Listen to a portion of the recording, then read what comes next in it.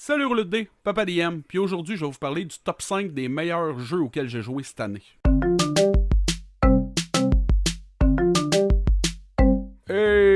Ben oui, Rouleau de dés, écoutez, l'année passée j'avais fait une vidéo qui disait que j'avais envie un peu de me décoller du Donjon Dragon 5e édition. Je sais qu'il existe un paquet de jeux, puis j'avais juste envie d'explorer ça pour apprendre plus d'affaires, plus de systèmes, plus de jeux. Et là, je suis arrivé à un moment où j'ai un petit peu comme récapitulé ce que j'ai fait dans la dernière année. Là, j'ai fouillé un peu dans mes affaires, là. Je crois avoir lu 21 jeux de rôle différents et j'ai joué à 14 jeux de rôle différents aussi. Clairement, j'en oublie, là. C'est sûr que je sais pas toutes, mais de mémoire, là, c'est ce que ça donne. Puis là, je vais vous faire mon top 5, non pas des jeux que j'ai trouvé les plus beaux graphiquement, ni non plus les meilleurs jeux qui sont sortis en 2022, non. Non, là, j'ai vraiment envie de vous dire, c'est quoi les jeux que j'ai découverts cette année, puis lesquels qui m'ont fait le plus triper, puis pourquoi. Puis c'est pas un top 5 du genre, le numéro 1, c'est le meilleur d'entre tous, parce qu'il y en a que je trouve assez difficile de comparer l'un avec l'autre. Mais juste avant de commencer, j'aimerais ça attirer votre regard juste ici. Culte, Divinité perdue. J'ai réussi à trouver ça en français, je l'ai commandé, ça a l'air juste incroyable, j'ai très hâte d'avoir fini de passer à travers de ça puis de vous en parler parce que c'est que ça a l'air malade. Autre truc, je sais pas si vous aviez entendu parler des Deep Sea Dice. La fille a fait ses dés elle-même et pour vrai, j'en avais entendu parler pendant sur la chaîne de Coup Critique puis je me suis dit, hey, un gros dé. Ça me tentait, je me suis dit, tiens, je me gâte, je me paye ça. J'aurais voulu me faire un set complet, mais avant de faire ça, on dirait que je me disais, la fille les fait elle-même, je me demande si la qualité est bonne. Et de tabarnouche, de zout de flûte, que je suis pas déçu de cette machine-là. Je sais que ça fait beau, hein? C'est-tu pas propre, ça? Bon, fait que voilà, je suis juste vraiment super content. Puis en plus, elle m'a envoyé un beau dé Coup Critique. Et pour vrai, j'ai joué avec et j'ai été tellement trop chanceux avec ce dé-là, ça en était... Ça tue les probabilités, ça... Pour vrai, je me sentais mal de rouler aussi bien pendant 3-4 heures de temps. Cela étant dit, j'y vais tout de suite avec mon numéro 5. Hero Kids. Ce jeu-là est fait pour jouer avec des enfants, pour initier des enfants, des nouveaux joueurs, là, parce que à moins qu'à 7 ans, il y ait bien de... On sait pas, peut-être qu'il a joué depuis au moins 4 ans. Mais bref, super bien construit, super facile à lire. En fait, moi présentement, je l'ai imprimé puis tout, puis j'ai commencé à jouer avec mon neveu plus sérieusement parce que il m'a demandé d'y montrer à être DM pour pouvoir jouer avec ses amis. Mais en même temps, je veux dire, le kid, il est motivé, il veut jouer avec ses amis, puis le livre, il est simple à lire, tout ça, fait que on est comme à l'école, on l'étudie, puis il regarde ses affaires, il regarde avec sa mère, on est supposé jouer dans pas long avec ses amis. Tranquillement, pas vite, je trouve qu'il est parfait. Ça va super bien, puis le kid se débrouille là-dedans. Mon numéro 4 des jeux qui font que j'ai eu vraiment beaucoup de fun, c'est For Against Darkness. J'en ai parlé, ça fait vraiment pas longtemps, mais il méritait d'être là parce que, j'ai joué pendant des heures de temps tout seul. Je vais pas répéter tout ce que j'avais dit, mais pour vrai, tu rouvres une page, tu roules un dé, tu dessines ta map, aléatoirement, tu mets des bébites là-dedans, t'as ton équipe qui fonce dans le tas, tu peux faire des level up, des progressions, trouver des systèmes magiques. Pour vrai, ça offre tout ce que j'ai envie d'avoir quand je fais du Dungeon Crawl. Mais bon, pour le roleplay tout seul, je te dirais que moyen, là. Mais j'ai eu vraiment beaucoup de fun tout seul. Fait que For Against Darkness pour les petites soirées tranquilles à la maison, là.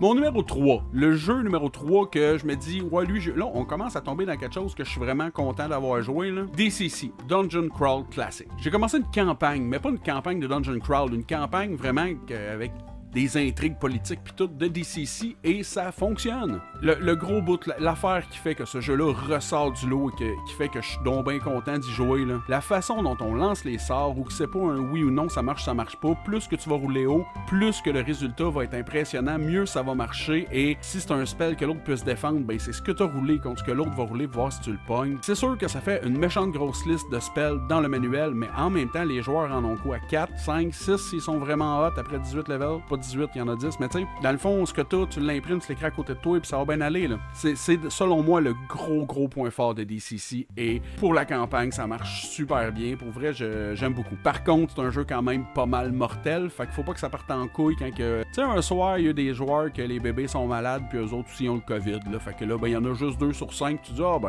on va le faire pareil, ce bout-là. Mon numéro 2 des jeux auxquels j'ai joué, auxquels j'ai eu énormément de plaisir, c'est Ten Candles. Un jeu d'horreur, super simple à lire, à comprendre, à jouer avec des nouveaux joueurs, ça se fait super bien. On fait des one-shots et le fait qu'on joue avec des chandelles, ça emmène l'ambiance horrifique à la table tout seul. Le jeu, pour jouer, t'es comme obligé de t'y plonger. C'est sûr que comme dans tous les jeux d'horreur, s'il y en a un qui fait le clown, ça brise un peu l'ambiance, mais moi particulièrement la dernière game que j'ai faite, là, c'était incroyable comment ça a bien fonctionné et ça me fait juste me rappeler que je pense que Ten Candles, c'est un jeu que je vais avoir avec moi pour toujours. Ça fait déjà beaucoup de parties que je fais. À chaque fois, j'ai eu du plaisir. Même quand il y avait des gens qui faisaient des jokes puis que ça virait rigolo, ça restait des bonnes games. Puis là, ben, je l'ai vu vraiment dans l'horreur, genre horreur solide. Puis pour vrai, rien à dire, ça a super bien fonctionné. Fait que Ten Candles, c'est un bon jeu qui est là pour rester. Et mon numéro 1 qui est là, que le numéro 1, c'est le numéro 1, je pense, pour vrai, c'est celui que j'ai eu le plus de plaisir à jouer parmi tout ce que je vous ai nommé. Et ben c'est Mothership. De l'horreur sci-fi dans l'espace avec des monstres, des bébites, des intrigues. Le jeu est simple, mais tellement complet. Ben, ce que je dis, c'est pour être bon de main, je l'ai comparé à un grilled cheese. C'est pas normal que ce soit aussi bon puis aussi facile. Mothership, c'est un grilled cheese. Super facile, super efficace. C'est vraiment ce système-là, ce jeu-là, cette ambiance-là cette année que j'ai vraiment le plus apprécié et je crois que ils vont me demander d'être exploré plus. Là. Je sais qu'il y a une version plus officielle qui je suis pas bon avec les créateurs, les boîtes, tout ça. Pour vrai, je pense que ça m'intéresse pas assez. C'est plate, hein? Mais je sais qu'il y a quelque chose de plus officiel qui vont sortir, qui vont sûrement régler le problème avec les espèces de règles pas claires de combat qu'il y a là-dedans, qui est genre Mothership, c'est mon numéro 1. Quand je regarde ma liste, il y a des affaires. Tu sais, je peux pas mettre de côté Donjon Dragon 5e nécessairement. J'ai eu des foutues bonnes games de Donjon cette année. La game que je t'apprends à reprendre avec la RGS, là, qui est... On manque une coupe de games, là, mais quand même, la game à date est super le fun. La game que j'avais faite aussi avec Full Dragon, je vous parlais, là, que j'ai mis des dragons partout à toutes les sauces. Ça aussi, ça a été une fucking bonne mini-campagne. Ça s'est réglé en 11 games, je pense. Tuluak, que je pense que si j'y avais donné un peu plus sa chance, j'ai pas joué beaucoup, mais je pense que si j'avais plus joué à ça, ça aurait été sûrement dans mon top 5. J'ai vraiment adoré la lecture, j'ai adoré le système de ce jeu-là, puis la game que j'ai faite était très bonne aussi, fait que ça, c'est quelque chose d'autre qu'il faut que je donne plus sa chance. Je crois que l'année prochaine, peut-être que ça va dans mon top 5. Finalement, le dernier que j'ai envie de nommer, c'est Petit 6, que j'ai pas eu le temps d'essayer pour vrai. J'ai fait une game en post and play, mais ça a pas duré dans le temps, là, mais Petit 6, c'est quelque chose que aussi en 2023, je dois y donner un peu plus sa chance, l'essayer, ben y donner sa chance, ça faut que j'aille le temps de donner sa chance, puis je crois que ce jeu-là, vraiment, il va me plaire beaucoup. Mon défi 2023, ça va être les PBTA. Pour vrai, j'en ai lu et j'ai pas réussi, on dirait, à comprendre bien comment une game fonctionne. Faut que j'écoute des actual play pour pouvoir comprendre mieux comment que ça roule. Je le comprends, mais on dirait que j'ai la misère à me l'imaginer, comment je DM ça. Là, j'ai Cult, que j'ai vraiment hâte d'essayer, qui est pas mal PBTA. J'ai Thor the Sword Lesbian, Monster of the Week, Mask New Generation aussi, que ça a l'air d'être le genre de truc qui va me plaire. Je pense jouer des ados qui défendent le monde en super-héros, ça m'accroche. Ah, puis Fate aussi. Fate, qui est un système bien à part, là, que j'ai lu, que j'avais le goût de jouer, mais finalement, je suis parti sur d'autres choses, je l'ai jamais essayé. Fate. Ok, cette année, les PBTA, puis Fate. C'est là-dessus que je me lance. Fait que c'est à peu près ça. Joyeux temps des fêtes, gang de roulette de dés, puis on se revoit bientôt, ma tourne de Noël s'en vient. Ciao, bye!